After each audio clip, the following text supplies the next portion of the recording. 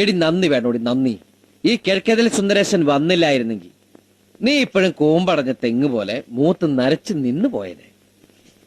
അന്ന് നിന്റെ അച്ഛൻ കൃഷ്ണൻ. ഓ ഇപ്പോഴും എന്റെ അച്ഛൻ കൃഷ്ണൻ തന്നെയാ. ആ കൃഷ്ണൻ, കാട്ടുവള്ളി കൃഷ്ണൻ നിന്റെ മുഖത്ത് നോക്കി പറഞ്ഞു, നീ ചത്താലും മറക്കരുത്. എന്നോട് ആരും ഒന്നും പറഞ്ഞിട്ടില്ല. പറഞ്ഞു. മോളെ രാധാമണി, സുന്ദരേശനെ പോലെ സുന്ദരനും സുശീലനുമായ ഒരു ചെറുപ്പക്കാരനെ നിനക്ക് ഇനി കിട്ടില്ല. അയ്യാടാ സുന്ദരൻ കണ്ടേച്ചാലും മതി. ആ അതെടി ബോറടിക്കും. കല്യാണം കഴിച്ച മാസങ്ങൾ കഴിയുമ്പോഴേക്കും ഭാര്യമാർക്കെല്ലാം ഭർത്താക്കന്മാരെ ബോറടിച്ചു തുടങ്ങും. എന്റെ ചേട്ടൻ ചേട്ടത്തിയമ്മയ്ക്ക് ആഴ്ചയിൽ സാരി മേടിച്ചു കൊടുക്കുന്ന പോലും ആ ബോറടി അങ്ങോട്ട് ഒഴിവാക്കാനാണ്. പിന്നെ ഒരു ആശ്വാസം, നമുക്ക് ആ ബോറടി തുടങ്ങിയിട്ടില്ലല്ലോ.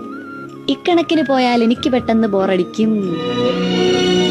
എങ്കിൽ എന്റെ ജീവിതം ഇതുപോലൊരു സാരി തുമ്പിൽ ഞാൻ അവസാനിപ്പിക്കും.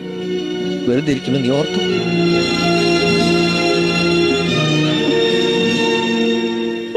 വെറുതെ പേടിച്ച ഞാൻ അങ്ങനെ ഒറ്റയ്ക്ക് പോവോ? പോവാണ് ഞാൻ നിന്നെ കൊണ്ടല്ലേ പോവൂ. എന്റെ മോള് ഇന്നുകൂടെ ആ പരിപ്പുടെ അടുത്ത് കഴിക്കും.